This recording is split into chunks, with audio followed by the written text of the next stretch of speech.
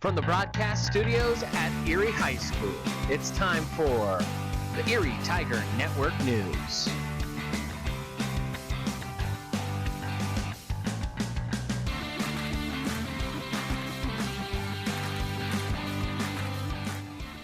Good morning, Tigers. Welcome to the Erie Tiger Network News. I'm Jack Lachek. And I'm Grayson Wolf. We know we've been MIA the past couple of weeks, but we have been cooking up something special for you. That's right. Our reporters have been out and about to showcase the hard work they put in all semester. And while we can't cover it all, we certainly tried our best. So before we head into finals week, let's see what our amazing students have been doing to get to this point. Erie High School is the first school in our district to introduce an AP Capstone program, and the students in our school have made it grow into the valuable program it is today. Let's go to Evan Clark and Parker Evans on the story. AP Capstone is a new program at Erie comprised of AP Research and AP Seminar, designed to help students learn and apply new knowledge at the next level.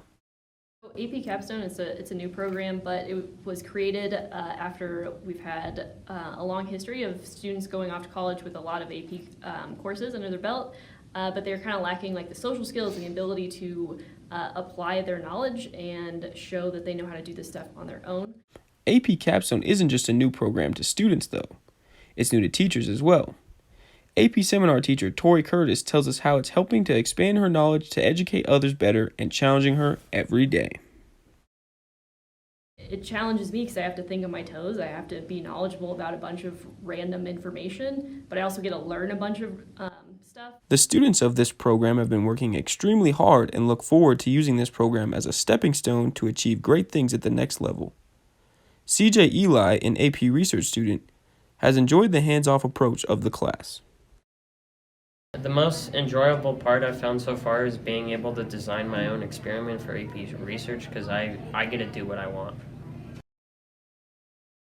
AP Research student CJ Eli says that while the class may be difficult, it will all be worth it in the end. It's really hard, but it's definitely worth it because in the end you're learning so much and you're gaining so much through different programs that you can eventually apply to. AP Capstone has been an excellent addition to our school, helping students take a leap towards success. For the Erie Tiger Network, I'm Evan Clark. Thanks, Parker and Evan. Did you know that Erie High has a robotics team? I didn't, but they've been working hard all year long. Joe Bernard went to see what exactly goes into being a part of the robotics team. The robotics class at Erie has been building their way to major competitions. Last Saturday, 3 students competed in the largest robotics competition in the state, with 31 different teams all meeting at Berthoud High, and they finished 3rd overall. Something to note about these competitions is that they don't operate based just around the robot, but on the team operating it. So you have alliances so you can work together, and I think we have alliances so you can learn teamwork with other people. With points being determined based on 2 teams creating an alliance and working as one, teams are ranked based on their performance, though the points are determined with an already created method. When you're scoring in this game this year, you have to get these colored cubes into scoring zones around the corners of the fields, and each cube is worth 1 point. There are 3 different colors. We have green, orange, and purple. And if you have 3 of them in a scoring zone, then you have 3 points. This method was determined by Vex Robotics, a worldwide organization that has made this competition universal for teams to compete in. If you're interested in joining the robotics class next year, all you have to do is join. Alright, so if you're interested in joining robotics next year, there's a few things you can do. So there are 2 classes that are going to be offered. One is sort of beginning robotics, if you're curious about it and getting started with it. That's the one I'd recommend for you. If you have a little bit more experience with it, there is an advanced robotics class that is also offered to you, and that one will be totally focused on VEX and competitions. For the Erie Tiger Network, I'm Joe Bernard. Thanks, Joe. It's good to know that when robots take over the world, they will be on Erie's side. Erie theater students are currently at ThesCon, a theater convention for high school students across Colorado, many of which are auditioning for colleges and performing for judges to get critiques, which will make our theater program even stronger. Let's go to Danae Shera and Emily Chilcolt about ThesCon. ThesCon is a drama event that takes place in downtown Denver. It's a 3-day convention which is currently ongoing as of yesterday, today, and tomorrow. We do lots of workshops and master classes with some Broadway professionals, and We get to watch awesome performances, and some students get to compete in individual events, which are basically where you just go and perform and you get adjudicated by like Broadway professionals. During the summer, there will be a convention for the winners called the International Thespian. 5,000 to 6,000 high school students that go down and attend this theater conference. They take about 9 classes while they're there. So there are 16 EHS students that are going down to compete. Some other students are doing senior auditions where hundreds of schools come and you audition for their school. So it's a really, really cool event where you just have a huge weekend of theater and just hang out with friends. Good luck to the people who get to showcase their skills regarding drama. This is Erie Tiger Network. I'm Danae Shara with Emily Chilcott. Thanks, Danae and Emily. And break a leg to all students performing. But now that we've covered some successes inside of the school, we wanted to see the hard work that students are putting in outside of it. Plenty of people work jobs outside of school, and Spencer Blaylock and Evan Welch went out to see where exactly everyone is working. I'm Nicholas Evans, and I work at Discount Tire. I'm Hayden Goodman, and I also work at Discount Tire. I'm Courtney Giordano, and I'm a lifeguard at the Vista Ridge Pool. My name is Nevaeh Stanessa. I work at Jack's Outdoor Gear, and I am an apparel associate. My name is Blake. I'm a cashier at King Supers. Several students at Erie High School have jobs elsewhere. This allows them to save money for a car, college, and many other things. However, managing their schedules with schoolwork can be difficult. So pretty much I really had to tell my managers, I was like, I'm still in high school and I participate in a sport, so I dance too. And I had to tell them I can only work so many days a week. So they're really good about that, at keeping my schedule the same pretty much. I use my time wisely in class. I try to get everything done, and then I take advantage of the weekends. While managing your time does seem challenging at first, it does get easier as time goes on. For the Erie Tiger Network, I'm Spencer Blaylock. Erie students are putting in the hours not only in school, but after school to bring in some of that much-needed cash.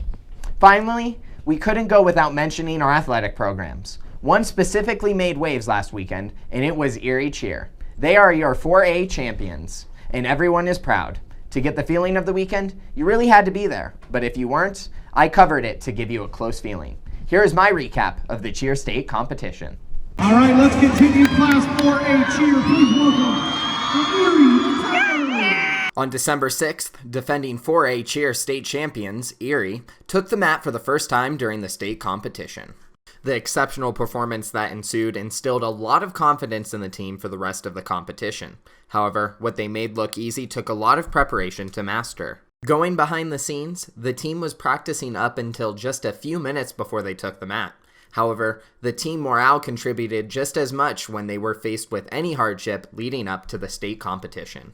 This team has such a great bond, and just the way we deal with each other helps deal with all the troubles that we've had, and we just all stay together and work through it together, which helps us come out on top. At the end of the night, all the hard work paid off when Erie Cheer secured their spot in the second day of the competition, and did so with the highest score across all classifications. The 15 to make the finals, the Erie Tigers. Erie Cheer kept the momentum going on day 2 with another stellar zero deduction performance, which left seniors of the team a final performance to be proud of. I feel amazing. We hit so solid. We came back day 2 for today. We felt so good coming off of yesterday, and we just wanted to do the same exact thing to be feeling the same way we did after yesterday. And I feel sad, obviously, because I'm a senior, but so excited that we just ended that way. It's such a good feeling. I can't even explain it. After day 1's results, Erie knew they had to beat Ponderosa, who sat in second place. When they announced the state runner-up, Erie could taste the state champion trophy. Your 2019 Class 4A cheer state runner-up, the Ponderosa Mustangs. But it wasn't set in stone until they announced the 4A cheer state champion. And your 2019 Class 4A cheer state champion, the Erie Tigers.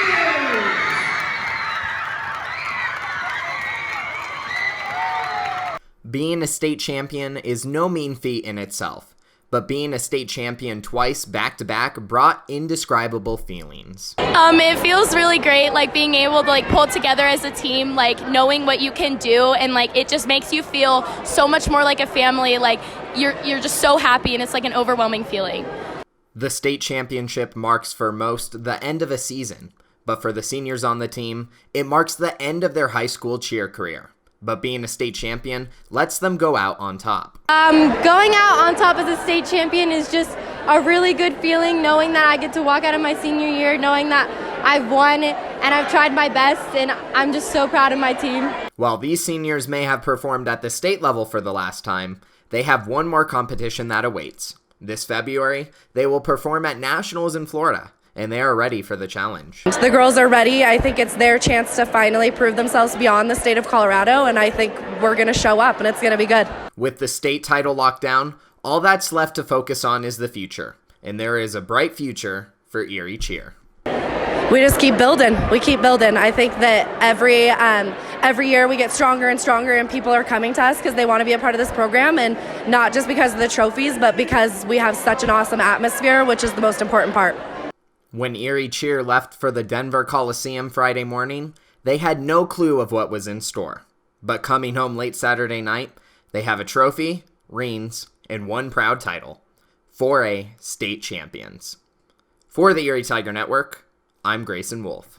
Congrats again, Erie Cheer. Everyone here is proud of you. But outside of cheer, this fall every Erie sport went to state-level competition. We go to Josh Randolph for our fall sport recap in our winter sport preview. Take it away, Josh. With most fall sports finishing up and the beginning of winter sports, Erie so far has had a successful start to the year. Many teams have gone above and beyond this year and have showed much more to come. As Jack mentioned, every fall sports team qualified for state competition for the first time in school history. Erie's varsity team had a very unique start to the season, starting 2-3 before winning their next 5 games. They would lose in the first round of the playoffs to Green Mountain.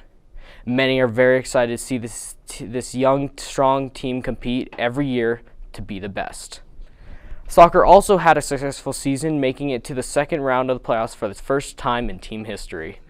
Volleyball played spectacular this season, going 18-9 and competing in 3 playoff games, where they would go 1-2 in the state bracket. They advanced to the state for the first time in 25 years. Then we have softball. The team brought home another championship. Erie beat Golden 13-9 in the state championship game. Erie now has 12 championships in softball, and no other team in Colorado history has more than 6. Soccer also had a successful season, making it to the second round of playoffs for the first time in team history. Now let's look back at some of the top plays of the fall sports season.